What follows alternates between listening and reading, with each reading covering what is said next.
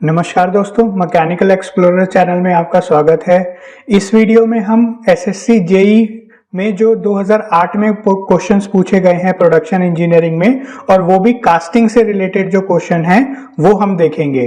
ठीक है, इस वीडियो में हम थोड़ा डिटेल डिस्कशन करेंगे ताकि अगर आपके कुछ टॉपिक्स कवर नहीं हैं तो वहां से आप यहाँ से आप उनको कवर कर सकते हो। जो वीडियो का डिस्क्रिप्शन होगा उसमें मैं लिंक दे दूंगा कौन से पोर्शन में मैंने कौन सा टॉपिक कवर कराया है, ताकि अगर आप वापस आके इस वीडियो को देखते हैं तो डायरेक्ट उस टॉपिक पे स्किप कर सकते हैं आप। ठीक है, चलिए स्टार्ट करते हैं हम। जो क्वेश्चन पहला पूछा गया है वो क्या है? Uniform sand hardness is obtained through out the mould by which of the following moulding machines? Diaphragm moulding, stripper plate, sand slinger, squeezing. तो इसका आंसर क्या है? देखो, पहले क्वेश्चन समझते हैं कि यहाँ पे पूछा क्या गया है। आपको यूनिफॉर्म सैंड हार्डनेस अचीव करनी है मोल्डिंग मशीन के द्वारा। ठीक है, तो कौन सी ऐसी मशीन है? कई बुक्स में इसका गलत आंसर दे रखा है, इसीलिए मैं आपको यहाँ पे करेक्ट आंसर बता देता हूं। डायफ्राम मोल्डिंग जो है वो यूनिफॉर्म हार्डनेस के लिए हम अचीव करने के लिए हम यूज करते हैं। तो अब डायफ्राम मोल्डिंग के बारे में हम थोड़ा सा देख लेते हैं कि बेसिकली होती क्या है। सबसे पहले मोल्डिंग मशीन्स क्या होती हैं हम वो देखते हैं। देखिए, आपको ये पता है कास्टिंग करने के लिए हमें सैंड मोल्ड्स बनाने पड़ते हैं। ठीक है, अब सैंड मोल्ड्स बनाने के लिए अगर आप मैनुअली उसको बनाओगे तो काफी टाइम कंज्यूमिंग प्रोसेस होता है। ठीक है, अब जहां पे आपको मास प्रोडक्शन करना है तो वहां पे आपको क्या करना पड़ता है? मोल्डिंग मशीन्स का इस्तेमाल करना पड़ता है। और क्या एडवांटेजेस होते हैं मोल्डिंग मशीन के कि अगर लार्ज नंबर ऑफ कास्टिंग्स आपको अचीव करनी है, पहला तो यही हो गया। ठीक है, अगर आपको अपना टाइम, लेबर और एक्यूरेसी को बढ़ाना है, ठीक है, मतलब टाइम को अगर कम करना है, लेबर कॉस्ट को कम करना है और एक्यूरेसी को बढ़ाना है, साथ ही साथ यूनिफॉर्मिटी आपको मेंटेन करके रखनी है, तो आपको मोल्डिंग मशीन्स का यूज करना पड़ेगा। ठीक है, इसीलिए ही मोल्डिंग मशीन्स का इस्तेमाल किया जाता है। अब कितनी तरीके की मोल्डिंग मशीन्स होती हैं? बेसिकली 5 तरीके की ये मोल्डिंग मशीन्स होती हैं, जिसमें जॉल्ट मोल्डिंग मशीन है, स्क्वीज मोल्डिंग मशीन है, jolt squeeze moulding machine, sand slinger और डायफ्राम मोल्डिंग मशीन। ठीक है, अब इसमें से क्या करते हैं, इस वीडियो में आगे मैं बाकी 4 भी डिस्कस करूंगा, पर अभी क्वेश्चन जो है वो डायफ्राम मोल्डिंग पे है, इसीलिए मैं पहले वो डिस्कस कर लेता हूं। ठीक है, तो डायफ्राम मोल्डिंग मशीन क्या होता है? यहां पे एक वर्ड जो सबसे इंपॉर्टेंट है वो है डायफ्राम। डायफ्राम क्या होता है? एक तरीके से रबर फिल्म आप कह सकते हो उसको। एक रबर की फिल्म होती है जिससे हम मोल्डिंग अचीव करते हैं, मोल्ड बनाते हैं। अब पूरा प्रोसेस होता कैसे है मैं आपको इस डायग्राम से समझाना चाहूंगा। ये देखो, ये आपकी एक ट्रॉली है। ठीक है, ये पूरी की पूरी एक डायफ्राम मोल्डिंग मशीन है, ये वाली। इसमें क्या है, यहाँ पे आपका ट्रॉली है जिसके ऊपर आपने मोल्डिंग फ्लास्क को रखा है। ठीक है, इसी में आपने पैटर्न डाल दिया और यहां से सैंड आ गया यहां से। ठीक, अब ये सब होने के बाद ये कहां जाता है? इस प्रेशर हेड के अंदर जाता है। ठीक है, ये जो ट्रॉली है इसको आपने यहां से पुश किया तो ये इस प्रेशर हेड के अंदर आ गया। अब इस प्रेशर हेड में क्या होता है? एक डायफ्राम फिक्स होता है। ठीक है, डायफ्राम फिक्स होता है। ये एक तरीके से ये आपका डायफ्राम है। ठीक है, एक तरीके से एक फिल्म होती है। ठीक, इस फिल्म पे आप क्या करते हो? यहां पे आपका एयर का प्रेशर लगता है इस फिल्म पे, और इस फिल्म का फायदा क्या होता है कि हर एक पोर्शन पे जो आपका प्रेशर है वो यूनिफॉर्म आपको मिलता है। ठीक है, हर जगह आपको सैंड जो है वो यूनिफॉर्मली स्क्वीज होती है एक तरीके से। ठीक है, इस डायफ्राम, इस फिल्म का ये रोल है बेसिकली। तो आई होप आपको बेसिक वर्किंग डायफ्राम मोल्डिंग की समझ में आई होगी।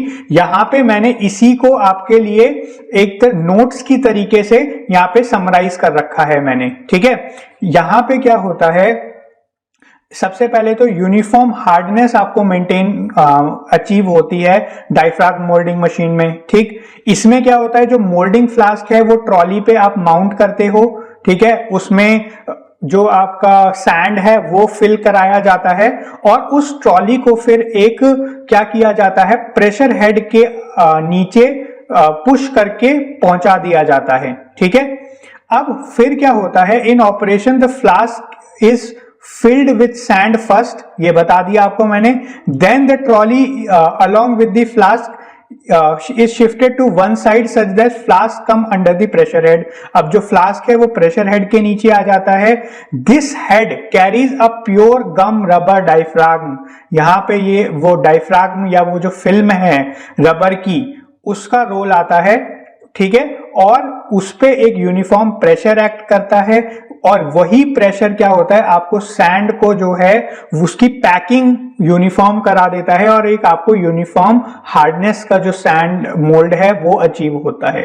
ठीक है, आई होप आपको क्लियर हुआ होगा कि डायफ्राम मोल्डिंग मशीन क्या है, ये उसका डायग्राम के थ्रू मैंने बता दिया। नेक्स्ट क्वेश्चन पे चलते हैं। The main advantage of shell moulding is, तो अब यहां पे आपको पहले तो पता होना चाहिए शेल मोल्डिंग क्या होती है। ठीक है, तो अगर मैं इसके आंसर की बात करूं, शेल मोल्डिंग का सबसे मेन एडवांटेज क्या है कि आप काफी जो थिन सेक्शंस हैं उसको अचीव कर सकते हो, उसकी कास्टिंग कर सकते हो आप शेल मोल्डिंग के द्वारा। ठीक है, चलिए एक बार प्रोसेस समझते हैं सैंड मोल्डिंग का क्या होता है। यहाँ पे एक बहुत ही बढ़िया डायग्राम दे रखा है, पहले डायग्राम से जल्दी से समझा देता हूं आपको, फिर हम क्या करेंगे जो नोट्स टाइप है उससे समझेंगे कि किस तरीके से लिखना है। एक तरीके से क्या हो रहा है, यहाँ पे आपका ऑब्जेक्टिव की तैयारी भी हो रही है और साथ ही साथ जो मेंस एग्जाम है, सब्जेक्टिव एग्जाम है, उसकी तैयारी भी हो रही है कि किस तरीके से आपको एक आंसर फॉर्म करना है। तो शेल मोल्डिंग में क्या होता है, बेसिकली यहां पे ये जो पैटर्न है हमारा मेटल का पैटर्न होता है, और इसको क्या कर लिया जाता है, हीट कर लिया जाता है पहले तो। ठीक है, इसको हीट कर लिया आपने, एक पर्टिकुलर टेम्परेचर तक हीट करते हैं हम इसे, और यहां पे आपका क्या होता है, ये मोल्डिंग सैंड है। ठीक है, मोल्डिंग सैंड है। इसमें क्या होता है, क्वार्ट्ज के साथ साथ, मतलब ये नॉर्मल सैंड नहीं है, इसमें क्वार्ट्ज के साथ साथ फिनोलिक रेजिन्स, कई बार ये अलग से क्वेश्चन पूछा जाता है कि फिनोलिक रेजिन्स जो है वो किस सैंड में प्रेजेंट होती हैं, या शेल मोल्डिंग के सैंड में क्या क्या प्रेजेंट होता है। तो उसमें एक इंपॉर्टेंट चीज क्या होती है, फिनोलिक रेजिन्स भी होती हैं। ठीक है, सैंड के साथ साथ और चीजें भी मिलाई जाती हैं। ठीक है, नॉर्मल सैंड नहीं है ये। तो अब क्या किया जाता है, ये जब टेम्परेचर पे आ गया है तो इसको इन्वर्ट करा दिया जाता है। यहां पे देखो आपने इन्वर्ट कर दिया, जिससे कि ये हॉट पैटर्न की जो प्लेट है वो सैंड के कांटेक्ट में आ रही है। इससे क्या होता है कि जो सैंड पार्टिकल्स कांटेक्ट में हैं वो बेसिकली क्या हो जाते हैं, हमारे पैटर्न से स्टिक हो जाते हैं। ठीक है, और कितनी मोटी लेयर ऑफ सैंड बनेगी ये डिपेंड करता है कि कितने टाइम के लिए आपने इस सैंड को और इस हॉट पैटर्न प्लेट को कांटेक्ट में आने दिया है। ठीक है, one of the most important factor जो कि इसकी थिकनेस को डिफाइन करेगा कि कितनी मोटी लेयर ऑफ सैंड जो है वो डिपॉजिट हो रही है हमारी पैटर्न प्लेट के ऊपर। ठीक है, अच्छा यहां पे फिर ये इजेक्टर पिंस दिए जाते हैं, ये आपके इजेक्टर पिंस हैं। ठीक है, इनकी मदद से हम क्या करते हैं, ये जो हमारा लेयर डिपॉजिट हुई थी पैटर्न प्लेट के ऊपर उसको रिमूव कर लिया जाता है, और एक ये शेल टाइप फॉर्म होता है, इसीलिए इसका नाम क्या पड़ा, शेल मोल्डिंग पड़ा। ठीक है, अब ये जो आपका शेल बना है, हार्डन्ड शेल बना है, उसको क्या करते हैं आप फ्लास्क में रखते हैं। ठीक है, यहां पे दूसरा शेल आपने फ्लास्क में रखा, इसके आसपास बैकिंग सैंड दे दिया इसको सपोर्ट करने के लिए, और यहां पे अपना मोल्टन मेटल क्या करा दिया, पोर करा दिया, और वो सॉलिडिफाई होने के बाद इसकी शेप ले लेता है। इसी को बोलते हैं हम शेल मोल्डिंग। ठीक है, अब अगर मैं बात करूं, यहां पे देखो sand is mixed with thermosetting resins, जिसको मैंने फिनोलिक रेजिन्स बोला था, उसका अलग से नाम क्या होता है, थर्मोसेटिंग रेजिन्स। यानी कि ये प्लास्टिक है, थर्मोसेटिक प्लास्टिक्स आपने सुना होगा, तो सैंड के साथ वो मिक्स की जाती है, और जो मेटल प्लेट है आपकी, मेटल की पैटर्न जो प्लेट है उसको हीट किया जाता है। यहां पे एक एग्जांपल लिया गया है 200 डिग्री सेल्सियस। ठीक है, फिर क्या होता है, सैंड को इन्वर्ट किया जाता है जिससे कि सैंड और हीटेड प्लेट कांटेक्ट में आए, और एक स्किन ऑफ सैंड जो है पैटर्न प्लेट के ऊपर स्टिक हो जाती है। ठीक है, उसी शेल को आप रिमूव करते हो, उसको फिर कोप एंड ड्रैग में प्लेस किया जाता है, बैकअप सैंड मटेरियल वहां पे प्लेस किया जाता है। ठीक है, यहां पे आप कॉम्प्लेक्स पार्ट अचीव कर सकते हो। कॉम्प्लेक्स पार्ट की अगर कास्टिंग करनी है तो शेल मोल्डिंग एक अच्छा एग्जांपल है, और सरफेस फिनिश भी आपको अच्छी मिलती है। Generally cast iron, aluminium, copper alloys आप इस प्रोसेस से कास्ट कर सकते हो। ठीक है, आई होप आपको पूरा प्रोसेस समझ में आ गया होगा शेल मोल्डिंग का। अब इसमें एक कई बार क्वेश्चंस पूछ लेते हैं मोल्डिंग सैंड के बारे में, क्योंकि मैंने यहां पे बताया कि ये नॉर्मल सैंड नहीं होता, ये एक क्या होता है, स्पेशल मिक्सचर ऑफ सैंड होता है। तो कई बार छोटे छोटे ऑब्जेक्टिव डिफरेंट एग्जाम्स में पूछ लेते हैं उसके बारे में, इसलिए मैं बता दे रहा हूं आपको। जो मोल्डिंग सैंड होता है वो मिक्सचर होता है किसका, हमारा ग्रेन्ड क्वार्ट्ज, यानी कि एक तरीके से नॉर्मल सैंड जो हो गया आपका, और पाउडर्ड बेकेलाइट का। ठीक है, मतलब यहां पे बेसिकली क्या किया जाता है, जो हमारा सैंड के ग्रेन्स हैं उसके ऊपर एक कोटिंग की जाती है किसकी, बेकेलाइट की। वो बेकेलाइट की कोटिंग करने के दो तरीके होते हैं, एक तो कोल्ड कोटिंग है, दूसरा हॉट कोटिंग है। कोल्ड कोटिंग में क्या होता है, जो क्वार्ट सैंड है वो मिक्सचर में मतलब एक मशीन होती है, मिक्सिंग मशीन, उसमें पोर कर देते हैं, और फिर पाउडर्ड बेकेलाइट को एक सॉल्यूशन बना के उसमें डाल दिया जाता है। किसके साथ सॉल्यूशन बनाते हैं, एसीटोन या फिर इथाइल एल्डिहाइड, मतलब दोनों के साथ इसको ऐड किया जाता है। यहां पे आपको परसेंटेज देखने को मिल रही है, 92% क्वार्ट्ज है, 5% बेकेलाइट है, और 3% जो है आपका वो इथाइल एल्डिहाइड है। ठीक है, अगर मैं हॉट कोटिंग की बात करूं तो पहले मिक्सचर जो है उसको हीट किया जाता है 150 टू 180 डिग्री सेल्सियस। ठीक है, जो आपका बेकेलाइट का मिक्सचर है, फिर उसमें सैंड को मिक्स किया जाता है, soluble formaldehyde resin is added, मतलब फिर उसमें फिनॉल फॉर्मल्डिहाइड का जो है वो ऐड किया जाता है। ठीक, और फिर इस मिक्सचर को क्या किया जाता है, कूल होने के लिए अलाउ कर देते हैं, मतलब 150-180 डिग्री सेल्सियस से जो टेम्परेचर है वो 80 टू 90 डिग्री सेल्सियस तक आ जाता है। और एक बात अगर दोनों को कंपेयर करना हो, ये कोटिंग है कि हॉट कोटिंग जो है वो बेटर प्रॉपर्टीज देती है देन कोल्ड कोटिंग। ठीक है, आगे बढ़ते हैं। अगर मैं शेल मोल्डिंग की एडवांटेजेस की बात करूं तो क्या क्या है, डायमेंशनल एक्यूरेसी है, स्मूथर सरफेस फिनिश है, ये आ गया जिससे हमारा क्वेश्चन बना था कि वेरी थिन सेक्शंस जो है वो भी हम कास्ट कर सकते हैं शेल मोल्डिंग के द्वारा। ठीक है, और इसमें अमाउंट ऑफ सैंड जो यूज किया जाता है वो कंपैरेटिवली कम होता है as compare to sand moulding.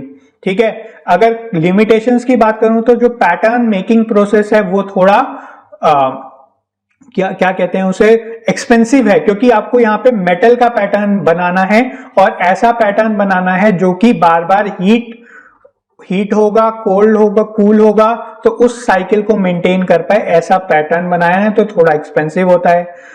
बहुत बड़े साइज की कास्टिंग जो है यहाँ पे आप नहीं बना सकते इस मोल्डिंग प्रोसेस से। क्यों, क्योंकि यहाँ पे आपको वो जो प्लेट है, मेटल की प्लेट, वो बहुत ज्यादा बड़ी बनाओगे अगर, तो उसके हीटिंग में भी इशू आते हैं, उसकी हैंडलिंग में भी इशू आते हैं। ठीक है, और बहुत ही ज्यादा अगर कॉम्प्लिकेटेड शेप्स हैं तो वो इससे नहीं बन सकती। ठीक है, और इसमें क्या होता है, यहाँ पे थोड़ा सफिस्टिकेटेड इक्विपमेंट्स यूज करने पड़ते हैं, जैसे सैंड का एक पूरा प्रिपरेशन प्रोसेस है, तो वो ऐसा नहीं है कि मैनुअली हो रहा है, वहां पे मशीन्स आपको चाहिए।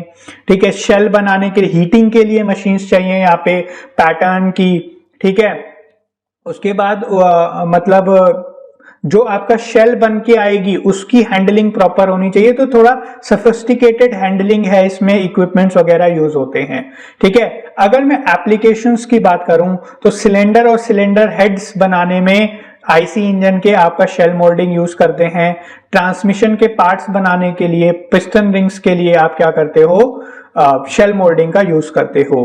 ठीक है, आई होप आपको शेल मोल्डिंग क्लियर हुआ होगा और इस क्वेश्चन का आंसर भी मिला होगा कि मेन एडवांटेज की अगर मैं बात करूं तो क्या है कि थिन सेक्शंस आप इस कास्टिंग प्रोसेस से बना सकते हैं। ठीक है, नेक्स्ट क्वेश्चन पे चलते हैं। हाँ, नेक्स्ट क्वेश्चन क्या है, in sand moulding the bottom most part of the flask is called. तो आपको पता है यार, शेल मोल्डिंग के लिए क्या होता है, मतलब एक तरीके से सैंड मोल्ड अगर मैं बना रहा हूं, सैंड मोल्ड बना रहा हूं, तो उसमें क्या होता है, एक फ्रेम होता है। ठीक है, उसमें पैटर्न प्लेस करते हो और उसी में फिर क्या करा जाता है, सैंड ऐड किया जाता है। तो ये जो फ्रेम होता है, आपके दो फ्रेम्स होते हैं, ये सभी को पता होगा। एक तो ड्रैग होता है, नीचे वाले को, बॉटम वाले को क्या कहते हैं हम, फ्रेम को ड्रैग कहते हैं। इसको कैसे याद रख सकते हैं भाई, कोई चीज जमीन पे होगी तभी तो उसको ड्रैग कर पाओगे ना, ड्रैग मतलब घसीटना। तो नीचे वाला पार्ट क्या होगा, यहाँ पे ड्रैग कहेंगे, ऊपर वाला पार्ट क्या कहेंगे, कोप कहेंगे। ठीक है, एक बार एक एंट्रेंस में यह भी पूछा गया था कि अगर आप कोई तीसरा फ्लास्क भी यूज कर रहे हो तो जो कि कोप और ड्रैग के बीच में है, तो उसको क्या बोलेंगे, तो उसको बोलते हैं हम चीक। तो यहां पे bottom most part of the flask is called drag. ठीक है, तो ये सी आपका यहां पे करेक्ट आंसर है। ठीक, आगे बढ़ते हैं नेक्स्ट क्वेश्चन में। फिर एक क्वेश्चन आया है मोल्डिंग मशीन से, जो कि हमने डायफ्राग्म मोल्डिंग की बात करी थी। अब हम क्या करेंगे, बाकी सारी मोल्डिंग मशीन्स की भी बात यहां पे करेंगे, ताकि आपका इसी वीडियो में सारी की सारी जो मोल्डिंग मशीन्स हैं उनके बारे में आपका जो आइडिया है वो क्लियर हो जाए।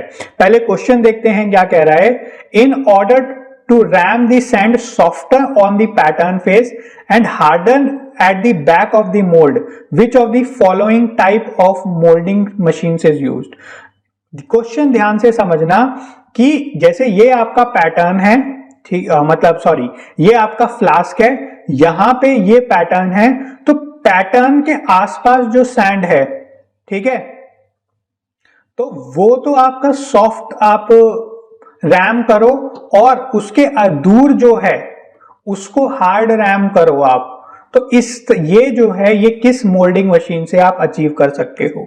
ठीक है, तो इसका आंसर है सी, स्क्वीज मोल्डिंग जो होता है या स्क्वीजिंग प्रोसेस जो होता है, उससे हम ये चीज अचीव कर सकते हैं। ठीक है, चलिए समझते हैं कि कैसे होता है ये। इसके लिए आपको मोल्डिंग मशीन्स की जो वर्किंग है वो समझनी पड़ेगी।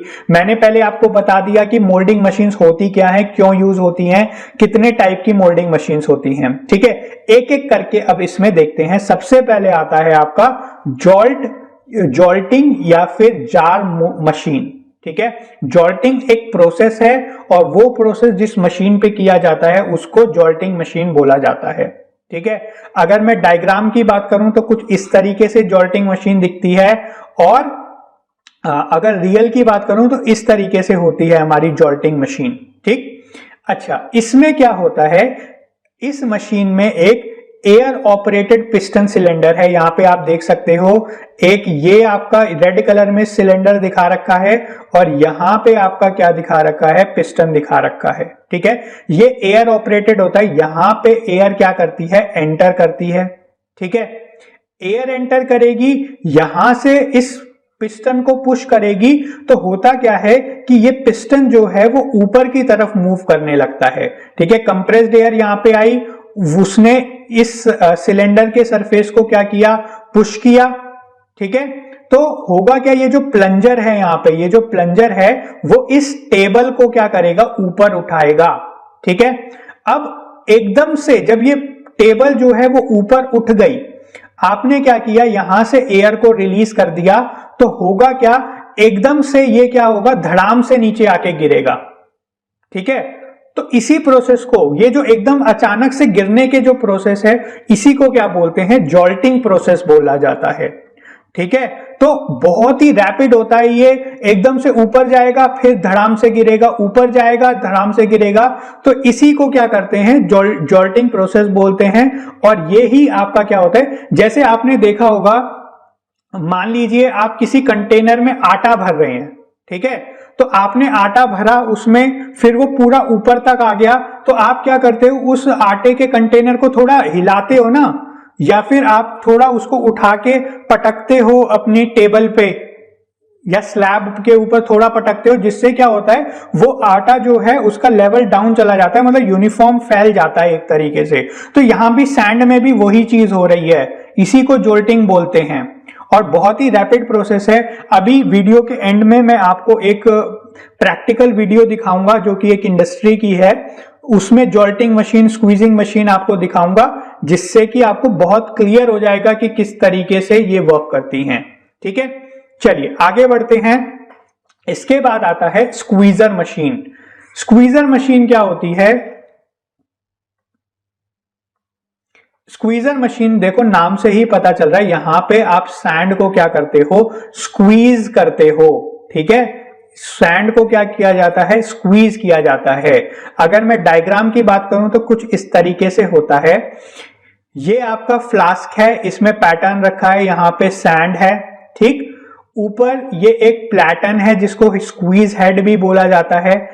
ये टेबल पे प्लेस्ड है, यहां पे आप हाइड्रोलिक की मदद से इस टेबल को क्या करते हो, बहुत धीरे धीरे से ऊपर पुश करते हो, जिससे क्या होता है, ये जो प्लेटन है, ठीक है, सैंड जो है इसके कांटेक्ट में आता है, ये और ऊपर जाएगी टेबल, तो सैंड जो है वो स्क्वीज हो जाता है।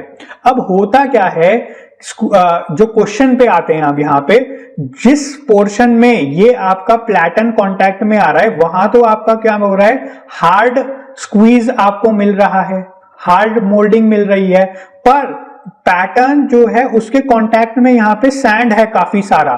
ठीक है, तो वो फोर्स जो ट्रांसफर कर रहा है यहां पे उतना नहीं कर पा रहा जितना कि ये प्लेटन ऊपर वाले सैंड को कर रहा है।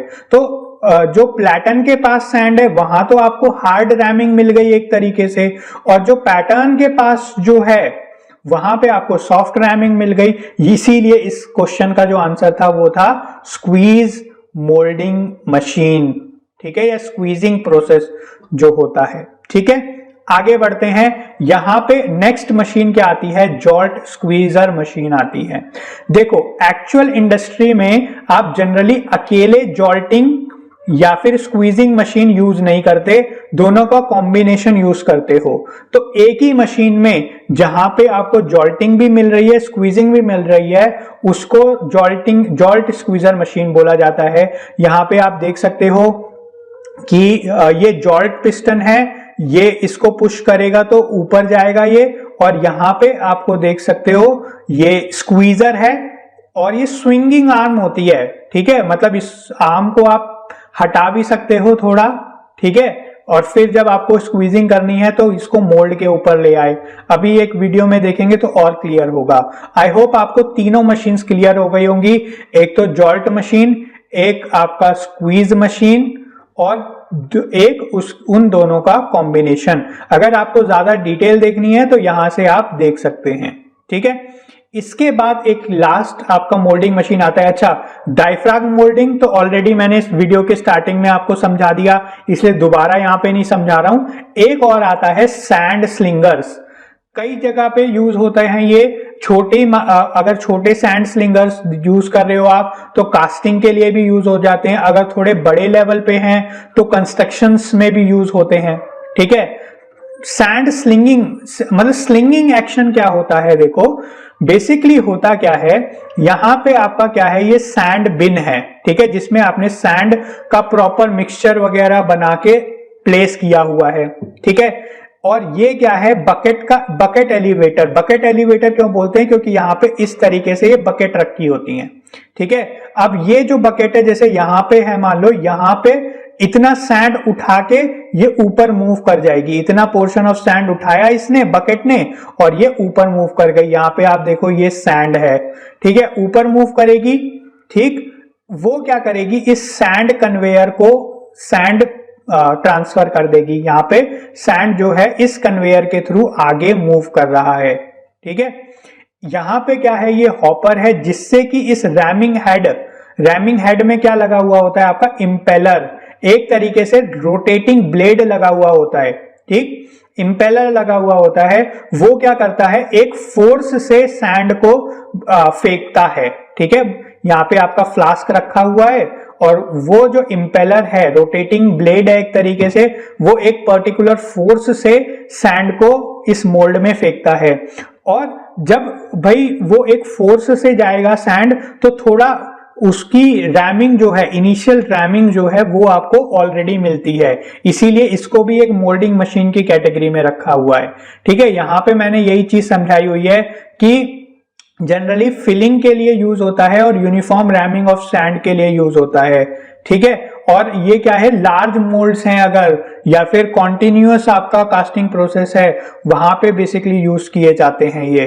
ठीक है, कॉन्टिन्यूअस का क्या मतलब है, एक के बाद एक आपको मोल्ड्स अपने प्रिपेयर करने हैं। ठीक है, इसमें क्या होता है, बेसिकली आपका बकेट एलिवेटर होता है जिसमें आपकी बकेट्स अटैच करी गई होती हैं और ये एक स्विंगिंग आर्म है यहाँ पे, मतलब ये देखो ये आपकी स्विंगिंग आर्म है, जिधर भी ले जाना है आपको इस पूरे असेंबली को ऊपर, मतलब मान लीजिए एक मोल्ड आपका यहाँ बन रहा है, दूसरा मोल्ड आपका कहीं यहाँ पे बन रहा है, तो आप इसको स्विंग करके इधर भी ले जा सकते हो उस मोल्ड को भरने के लिए। ठीक है, यहाँ पे सैंड क्या किया जाता है, बिन में प्लेस किया जाता है। ठीक है, जो कि एलिवेटर बकेट्स जो रोटेट कर रहे हैं, मतलब सॉरी रोटेट नहीं, मूव कर रहे हैं, और वो क्या करते हैं, वो बकेट को जो बकेट में सैंड होता है उसको ट्रांसफर करते हैं बेल्ट कन्वेयर में, जो कि इंपेलर में चला जाता है, जिसमें क्या होता है, एक आपका ब्लेड, मतलब सॉरी इंपेलर ही होता है जो कि हाई स्पीड पे रोटेट कर रहा है और वो सैंड को एक ग्रेट वेलोसिटी से फेंकता है। इसी को, ये जो फेंकने का प्रोसेस है, इसको स्लिंगिंग बोला जाता है। ठीक है, और जो force of ejection of sand होती है और वो जब स्ट्राइक होता है फ्लास्क में, वो इतनी ज्यादा होती है कि जो सैंड है वो यूनिफॉर्मली आपका प्लेस होता है फ्लास्क में। ठीक है, आई होप आपको स्लैंड स्लिंगर जो है वो पसंद आया होगा। ठीक है, और समझ में भी आया होगा। तो यहाँ पे 2008 के जो क्वेश्चंस है वो खत्म होते हैं। जाने से पहले एक एक्चुअल इंडस्ट्री की वीडियो देखेंगे जहां पे हमें कुछ जो ये मशीन्स हमने देखी उसके बारे में देखने को मिलेगा। तो ये देखिए, ये आपका एक जॉल्ट और स्क्वीज मशीन है।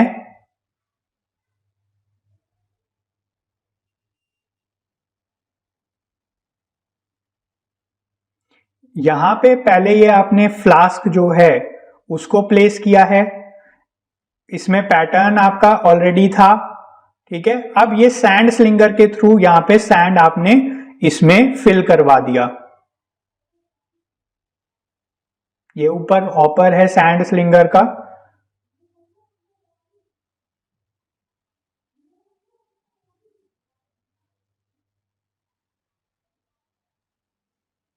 और सैंड हमने फिल कराया है। ये देखिए, ये जॉल्टिंग प्रोसेस है और अब स्क्वीजिंग की है हमने।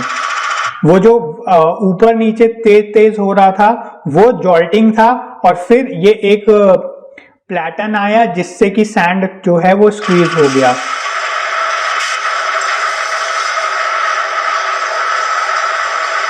आपको ये वीडियो सब पसंद आई होगी, और अगर आपको ये वीडियो पसंद आई है तो चैनल को सब्सक्राइब कर दीजिए और वीडियो को लाइक कर दीजिए। ठीक है, वीडियो का डिस्क्रिप्शन जरूर चेक कर लेना, उसमें मैंने जो प्लेलिस्ट्स वगैरह हैं और जो हमारा टेलीग्राम चैनल है उसका लिंक प्रोवाइड किया हुआ है। ठीक है, थैंक यू।